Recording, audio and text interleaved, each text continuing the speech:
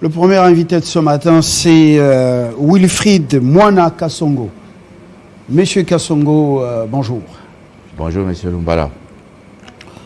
Vous êtes écrivain. Oui. Des circonstances ou écrivain Écoutez, j'écris déjà beaucoup. Beaucoup. Oui, j'ai la passion de l'écriture, de la lecture aussi. Donc, quand forcément on lit beaucoup, on a envie aussi d'écrire. Voilà. Alors, vous parlez de Kimia, où vous avez mis sur le marché un livre, Oui. mais un petit livre quand même, hein, illustré. D'accord, oui, c'est ça. Illustré. Kimia, le bonobo. Oui. Mais c'est publié par vous-même aux éditions Illustration par Fergus. Disons que on va faire maintenant la grande publication. Donc on va faire maintenant la grande... Je voulais seulement présenter d'abord le livre en question. C'est la première ébauche. On en avait parlé déjà une fois avec vous, je crois. Oui, mais depuis là, il y a eu suffisamment d'eau qui a coulé sous le pont. Oui. C'est-à-dire il fallait préparer aussi tout cela. Et avec le Covid qui est venu un peu déranger beaucoup de programmes. Oui. Bon, maintenant on va mettre tout en marche pour que ça soit publié comme il faut. Oui. Et puis on va éditer en Europe pour ramener ça ici, afin que tout le monde puisse lire, quoi. Très bien. C'est destiné, je voulais signaler d'abord que c'est destiné surtout aux plus jeunes, comme c'est un livre qui parle de la conservation de la nature. De la nature. Il faut insister là-dessus.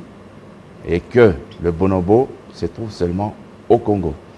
Donc on devrait vraiment faire attention à le protéger. Une race menacée de disparition. Oui. Et depuis quelques années, il y a quand même 5 ans, non? On peut Oui. parler 5 ans ou 4 ans. Oui, je pense il y a 5 ans. Hein, à peu près. Que vous êtes dans un combat pour justement protéger cette espèce. Alors, le DG intérimaire de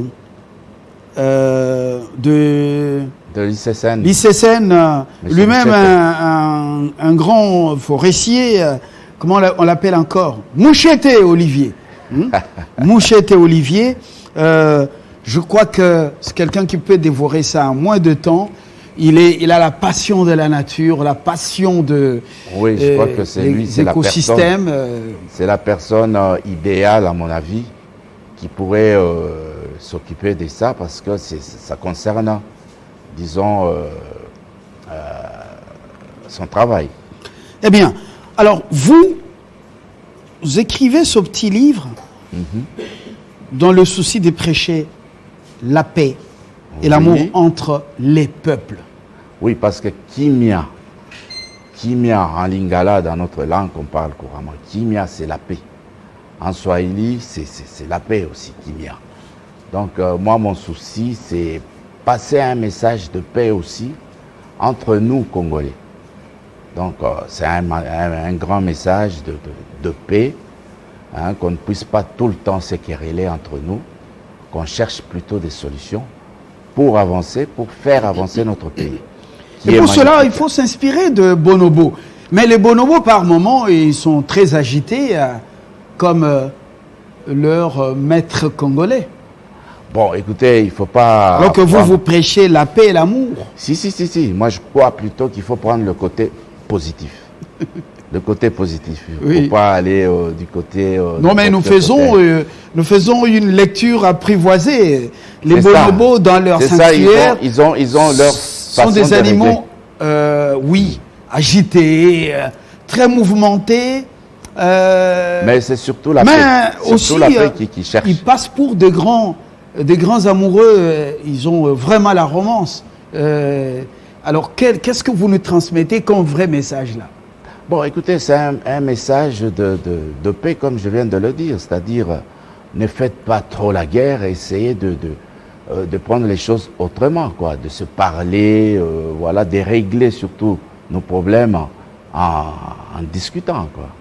Hein, c'est pas en faisant autrement qu'on peut régler nos problèmes entre nous.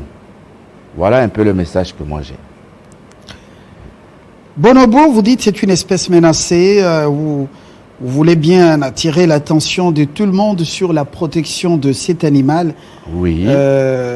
qui vit seulement ou qu'on retrouve seulement en République démocratique du Congo. Oui. Mais est-ce que ce message est-il destiné aux Congolais de la diaspora, que ce schéma est aussi très fréquemment et qui constitue aujourd'hui un souci, même pour la mère patrie? Bon, disons que moi, je dirais que tout le monde aime le Congo. On aime tous notre pays. Donc, chacun cherche à apporter quelque chose pour améliorer un peu la situation du Congo. Hein, c'est ce que moi, je pourrais dire, quoi. Moi, c'est quelque chose, j'amène justement pour qu'on se parle souvent. Au lieu de se chamailler, de s'injurier, de faire n'importe quoi, qu'on se parle et puis qu'on discute entre nous Congolais. Et à mon avis, on va certainement trouver des solutions. Parce qu'on a l'amour du Congo. Mes compatriotes de la diaspora, quand ils parlent du Congo, c'est parce qu'ils aiment leur pays. Parce qu'ils ont le souci du Congo. Ils veulent que ça se passe bien chez nous. Qu'on puisse aller vers l'avant, qu'on puisse se développer. Hein, on veut venir tout le temps chez nous. Moi, quand je suis ici, je suis heureux, je suis très content de vous voir, de voir mes compatriotes, de discuter avec eux. Et je vois que Kinshasa bouge, il y a des points très positifs. On est en train de se développer quand même, mine de rien. Mine de rien. Voilà. Vous dites ici, c'est la fête aujourd'hui, vous êtes au sanctuaire dans la forêt, c'est la fête aujourd'hui dans la grande famille, dans la grande forêt de la RDC, un groupe de singes bonobos vient d'avoir un nouveau-né dans sa tribu. On voyait des singes sauter en criant d'une branche à l'autre pour exprimer leur joie. D'autres se donnaient des câlins, signes d'amour et d'allégresse. Moulolo, la mère du bébé, donne donc allait le petit Kimia sur un grand arbre plein de feuilles vertes. Voilà. Là, je monte. Vous racontez une petite histoire mais qui doit intéresser les tout petits, je dirais. Justement, c'est pour que c'est vraiment petits, ludique. C'est ludique, mais c'est pour attirer un peu les enfants qui ont quelque chose d'unique chez eux. Qu'on n'a pas seulement des richesses de cobalt, diamants et tout ça, mais qu'on a aussi des animaux qui sont uniques. Ce sont des richesses incroyables qu'il faut protéger. Et c'est les enfants qui doivent savoir déjà comment protéger leur bonobo, quoi. Et le bonobo en Europe, c'est une star. Il y a des DJ qui s'appellent Bonobo, il y a des marques de vêtements Bonobo, donc il y a des orchestres qui s'appellent Bonobo, il y a des jeans Bonobo, donc on en parle beaucoup en Europe, plus que chez nous. Donc on devrait mettre le paquet. Le nom des okapis, voilà, c'est aussi sur des bus à Tokyo. Oui. Quand on parle des okapis, on parle de notre animal. Voilà. Voilà notre patrimoine. C'est notre patrimoine, c'est une star, donc on devrait en parler beaucoup, faire beaucoup de bruit sur le bonobo. Et moi, je crois que la prochaine fois, on va faire des émissions, donc on va en parler beaucoup plus. Donc c'est ça le but. Alors, après cette naissance, la mère de Kimia, c'est Moulolo ou bien Moulolo? Non, Moulolo. Moulolo, voilà. Mais vous faites ici allusion ou un clin d'œil à la manière de régler les conflits chez les bonobos, l'amour.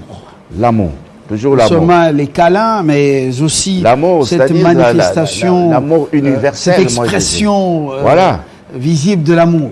L'amour universel. L'amour universel, c'est-à-dire entre les gens, bon, l'amour règle beaucoup de choses. Si on s'aimait, je crois que il y aurait plus beaucoup de haine.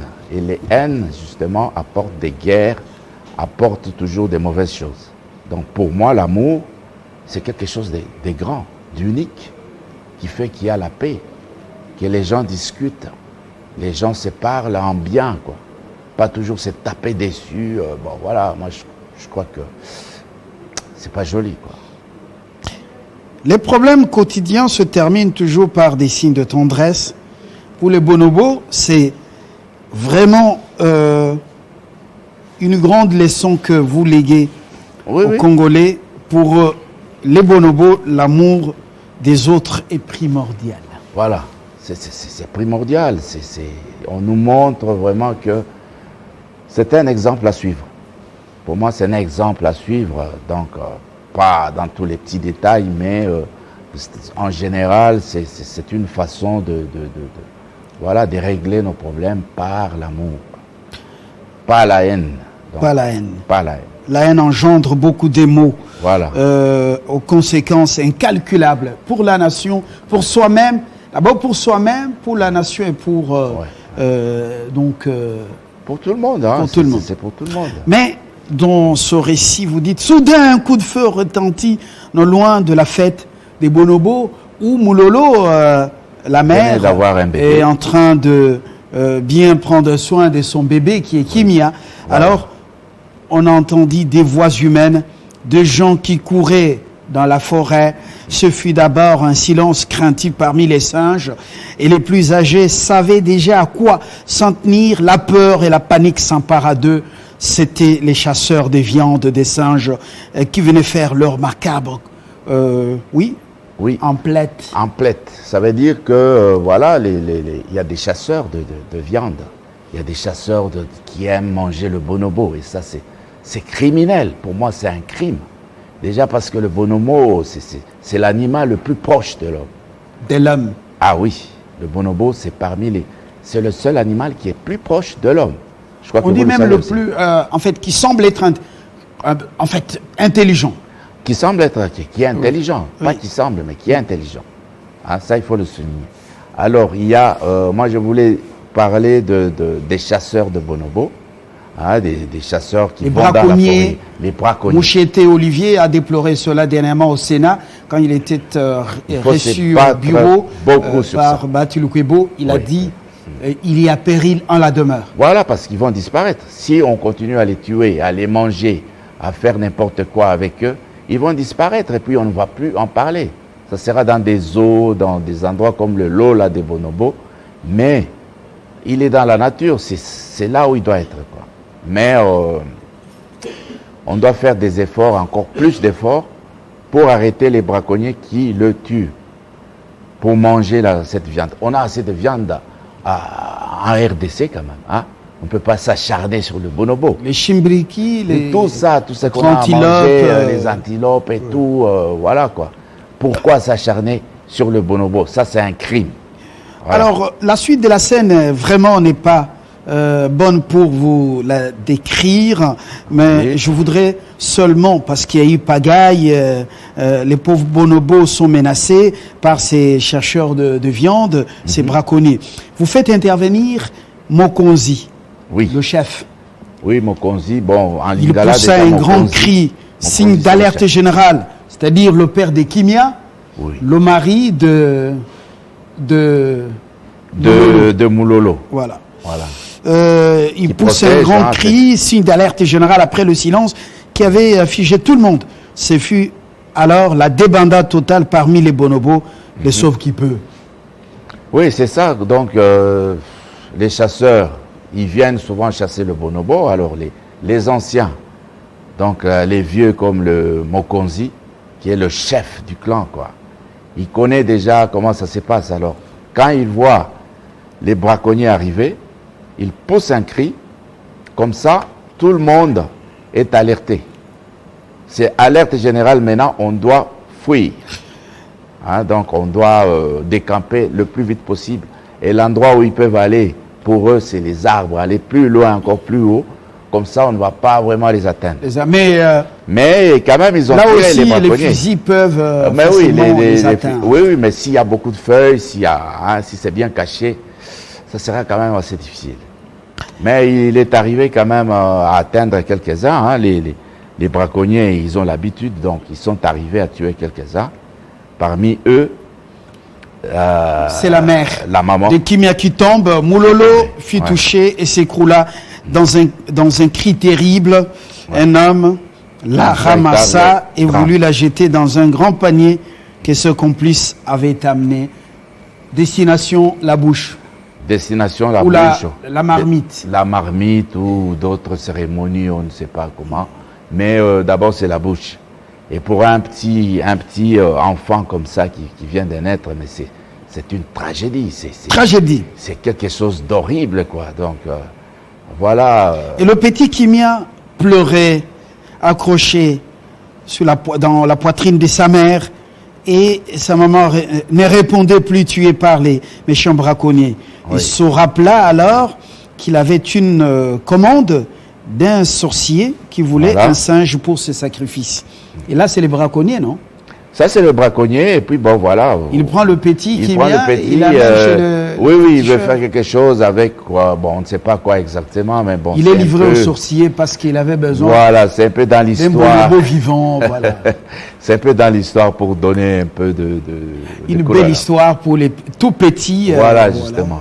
C'est pour qu'ils connaissent leur animal, qu'ils puissent le protéger. Quand ils voient quelqu'un qui attaque le bonobo, alors... Ce sera difficile de les enrôler dans les groupes armés et de les voir tuer leur patrimoine. Ah non. Alors là, il faut commencer quand ils sont petits, justement. Et moi, j'aimerais qu'à l'école primaire, on puisse lire beaucoup ce livre. Parce que ça fait partie de notre patrimoine. On doit en parler beaucoup et pour l'avenir surtout. Alors, nous y allons un peu plus vite. La chance a souri. Le petit Kimia finit par ne pas être mangé, mais grâce à l'intervention du gouvernement congolais, il est adopté dans une famille. Oui, c'est-à-dire il y a des gardes forestiers. Oui. Il y a des gardes forestiers qui ont chassé les braconniers. Donc ils sont arrivés à temps, quoi. Oui. Sinon, le carnage aurait pu continuer. Oui. Et quand ils sont arrivés, ils ont arrêté les braconniers. Et parmi eux, il y avait un garde forestier qui a vu le petit bonobo là qui est en train de pleurer comme ça et tout, tout petit. Alors il a eu pitié de cet animal. Oui, c'est un coco. Parmi les gardes forestiers, voilà, qui fut très ému par le petit Kimia qui pleurait et gémissait devant le corps de sa maman. Oui. Donc voir un enfant qui gémit comme ça devant sa maman, voilà, il était torturé, on va dire. Et puis alors, il a pris avec lui, il a dit non, bon écoutez, moi je le prends chez moi et comme j'ai des enfants, pourquoi pas ne pas l'amener là-bas et puis après on verra. Et il est bien accueilli dans la famille d'un coco, le garde forestier. Oui. Très vite, les enfants du garde forestier adoptent l'enfant. Et aiment le petit bonobo Kimia. Et voilà. C'est une complicité formidable. Qui s'installe entre les enfants. Et les enfants veulent jouer avec, pour eux, donc voir un singe comme ça, un bonobo, pour eux, ils sont étonnés. Il est nourri dans la famille. Il est nourri dans la famille par la maman qui lui donne du lait parce que c'est un bébé. Il faut le nourrir, on lui donne du lait, des biberons, la maman fait tout pour qu'il puisse être à l'aise, quoi. Il le prend pour un bébé. Donc, les autres enfants sont très contents de l'avoir chez eux. Et chacun propose un peu de faire quelque chose avec le bonobo. Et les deux enfants d'un coco, le garde forestier, rentrent de l'école. À la grande surprise, c'est la maman qui a le petit Kimia bonobo en train de lui donner du lait. C'était une grande surprise. C'est une surprise, quoi. Ils disent, mais tiens, qu'est-ce qui se passe? Bon, voilà, c'était une surprise. Tu as acheté un bébé, mais alors comment ce bébé est-il différent de nous? Bon, voilà, justement, ils ont vite compris que c'était un singe, mais qu'ils pouvaient jouer avec, qu'ils pouvaient faire des trucs avec, quoi. Donc, pour eux, ils étaient contents d'avoir aussi un animal avec qui ils peuvent jouer, mais Coco avait déjà des projets, il ne voulait pas le garder longtemps dans la maison parce que la place de cet animal c'est la forêt, donc sa place naturelle, quoi.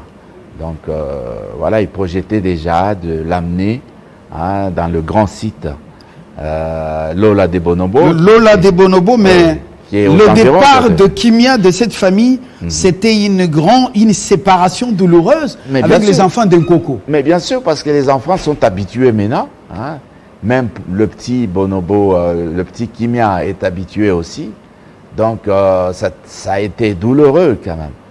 Mais, malgré tout ça, il fallait l'amener dans son milieu naturel. Naturel. Voilà. Un coco, chaque week-end, amener sa famille, Voilà. visiter le petit Kimia qui était devenu grand Évidemment, et là, qui avait maintenant il est devenu grand et voilà. beaucoup de masse. Parce que là-bas, il a retrouvé les autres bonobos qui sont au Lola des bonobos, qui est un endroit d'ailleurs formidable que je demande aux gens d'aller visiter. Lola des Bonobos, c'est pas très loin de Kinshasa. C'est donc, dans les environs de Kinshasa. Voilà. Et est-ce que le petit Kimia a-t-il reconnu les deux enfants de Coco Mais bien malgré sûr. son âge? Oui, malgré son âge, dès qu'il les voyait, donc il venait, il sentait qu'ils étaient là, il venait les saluer, il venait jouer un peu avec eux.